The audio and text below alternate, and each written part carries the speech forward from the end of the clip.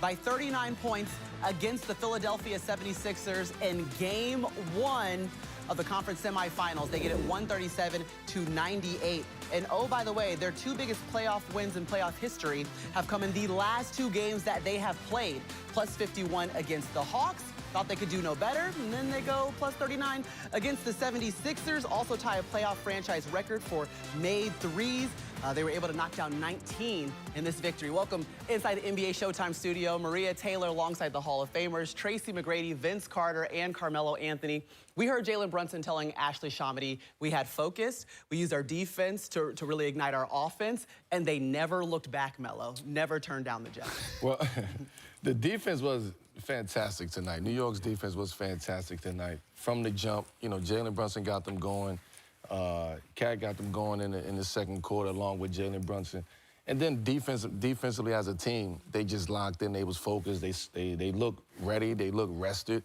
And they looked like they was waiting for Philly to come in off of that, you know, the 24-hour layover. Yeah, listen, 48 hours later, you're in MSG. Apparently, Philadelphia didn't listen to their coach in the locker room. Like, they had 12 o'clock to get that Boston game out of that system and get ready for this game because they wasn't ready. No. They wasn't ready. They wasn't ready for Brunson. And the thing is when you have your best player, when he comes out the gates like that and puts on that type of halftime, that sends a message to the team. Yeah. And I think they responded in great fashion of backing him up. And this was a great win for the New York Knicks. And I look for Philadelphia to make some adjustments, but bring a little bit more attention to detail in Game 2. I mean, you both talked about offense, but their defense held a Joel Embiid, Tyrese Maxey-led team to 98 points, under 100 points. That says a lot about their defense as much as their offense. So for Philly, you're going to have to find your matchups, and you cannot allow Jalen Brunson, in my opinion, to rest on defense, and then be able to go at you and have 35-plus every night in this series, or you're not going to win the series. They should be well rested too because they only played 26 minutes. Spare those legs. They shot 63 from the field and 51 from incredible. Unbelievable. I just want to remind you guys of one thing. The Philadelphia 76ers lost by 32 and 30 points to the Celtics. They'll be back. Won the series in 7. I think They've been down bad before. They've been down bad before. They know how to get back up off the ground. This is what the But the playoffs Knicks is win about. the first round, 137-98. Not surprised by Knicks winning this game, but that fashion. Sixers and Knicks. It's a 20-point game with 6 seconds left in the half. Off the miss, Mikal Bridges to Jalen Brunson for the deep three. I don't think I'm fully painting this picture of Jalen Brunson. He nails it. He scored the final 11 points of the first half. He had 27 points through 2 quarters. That's the biggest first half of the season for the All-Star, finishing his night with 35 points. The story, though, the Knicks dominating this one, taking Game 1 in dominating fashion, 137-98. Didn't really give the 76ers much of a chance. Just offensively, defensively, it was a full game for the Knicks as they take Game 1 in the East semis. We now bring in former NBA champ Avery Johnson alongside CBS Sports NBA analyst John Gonzalez. Guys, New York came in off that closeout win over Atlanta, and the offense just looked like it never cooled off. They had 73 points in the first half on Thursday against the Hawks. You turn around, you put up 74 in the first half on Monday. Coach, when you consider those numbers and then you hear 63% shooting, 51% from 3, 58 points in the paint, and then a lead that ballooned to the 30s, what stood out most by the way New York just overwhelmed Philly in Game 1? Yeah, this game was over in the first half. Let's face it. At the end of the day, New York was clicking on all cylinders, and when they put up 41 points in the second quarter, this game was over. And then we understand that bad news travel fast, especially about Mikal Bridges. He was terrific tonight. Defensively, when he was on Maxey, when he switched on Edgecombe, whatever. We all want to get on him about not being aggressive offensively. He had 17 points, but his defense was extraordinary tonight. And when you look at Philadelphia's bench, I don't even know if they scored a point in the first half off the bench. They were terrible. So Embiid was fooling around early with the 3-point shot. Anthony Towns was attacking him on closeouts. So when you look at the Knicks, they were just really clicking. Jalen Brunson, best player on the floor tonight. Tyrese Maxey struggled. So when you look at this New York Knicks team, we're not going to get overly excited about one game, but this dominant win is an uphill climb for the Philadelphia 76ers. Yeah, that was a beating. I mean, that's the largest home playoff win in Knicks history. They're just the second team in NBA history to end a series with a 30-point win and then start the next one with a 30-point win. They were just all over the Sixers everywhere. Kiana, you mentioned the shooting, 63% from the floor, 51% from three, dominated in the paint, dominated on the break. And then Jalen Brunson. I mean, what can you say about this guy? 35 points, so efficient. And the Sixers had no answer for him. I mean, they started out with VJ Edgecombe on him. That didn't work. They tried Kelly Oubre. That didn't work. And then they went to PG, and hey, surprise, surprise, that also did not work. So they've got some work to do there. I mean, the only place that the Sixers looked like they could even get into the fight a little bit was Embiid and Maxey both got to the line. Coach mentioned Maxey. He didn't have a bucket until midway through the second quarter. So that's a non-starter. You got to get him going. I mean, you can only rely on getting to the free throw line so much. So yes, that was an absolute beating. Maybe a little bit of a hangover from Game 7 against the rivals Boston. Then you come in for another rivalry game. You haven't been home. You're on the road. We'll see how they respond in Game 2. But Game 1 was over before it even started.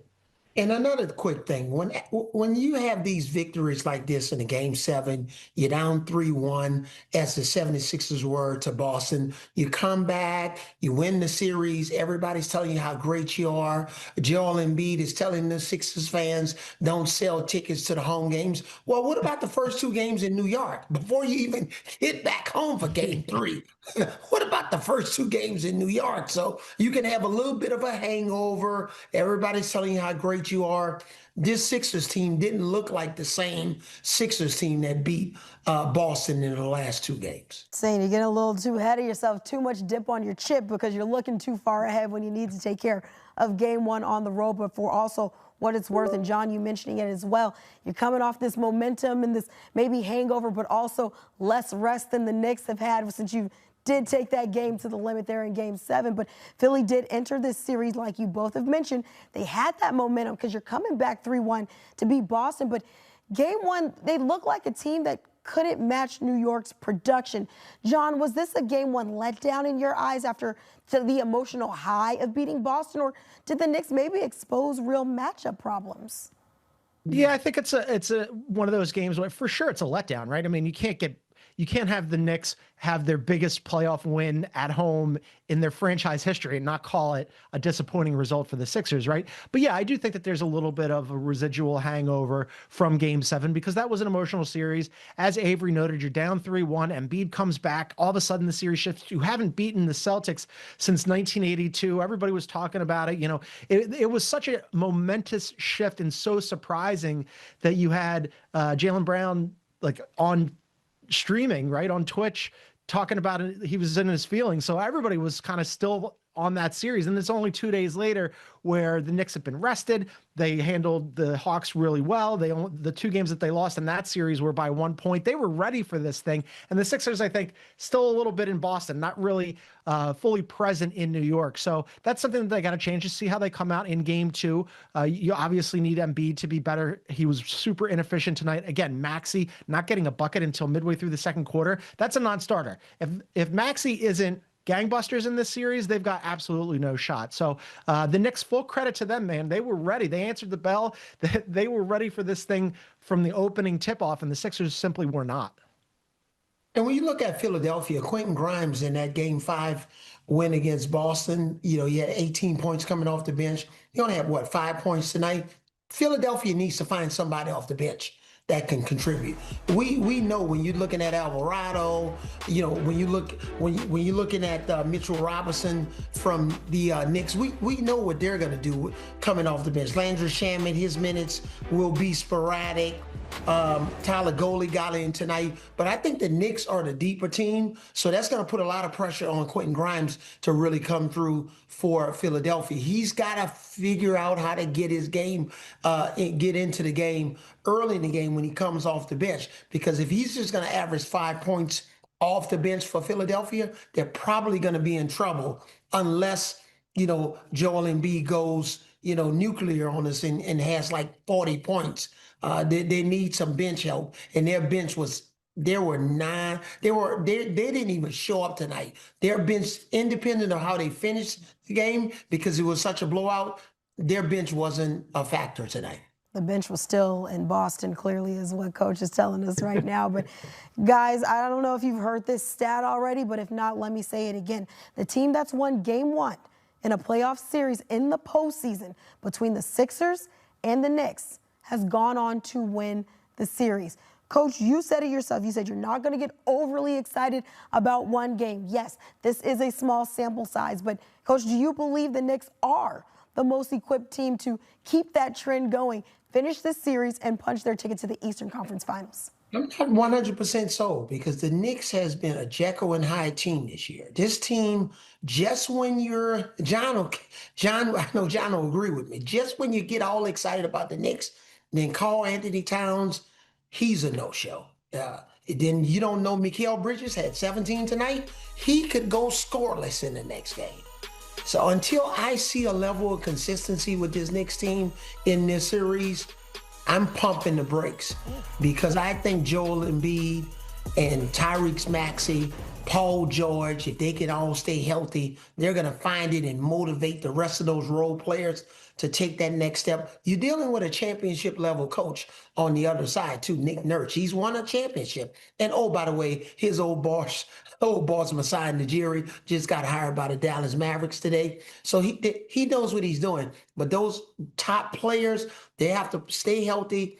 And the Knicks, we know they'll lay an egg for a game or two. So I'm not just, I'm pumping the brakes on that right now. Yeah, Kiana, you mentioned that the team that wins Game 1 between these two teams in their history goes on to win the series.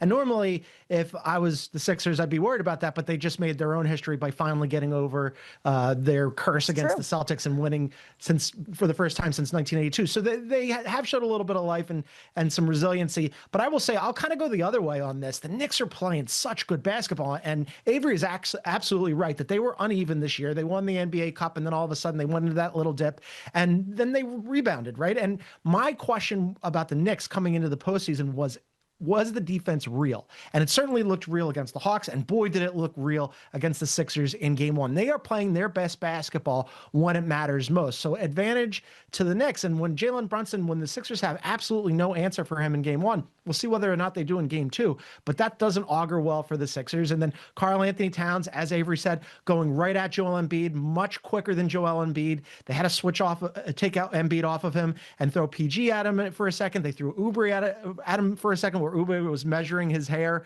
against Karl Anthony Towns. I don't think that's going to work, probably.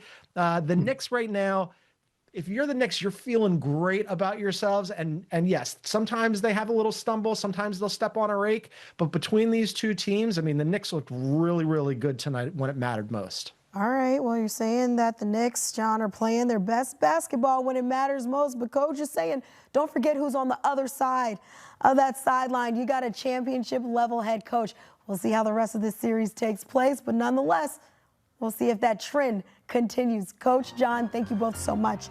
Take a look at back-to-back playoff games won by at least 30 points. The Knicks, the third and most recent team to be able to do this in NBA history. The Cavs did this last season. Before that, it was the 1986 Knicks. Well, we know that, Cavs didn't win the chip last year, but Knicks, they got it in them this year.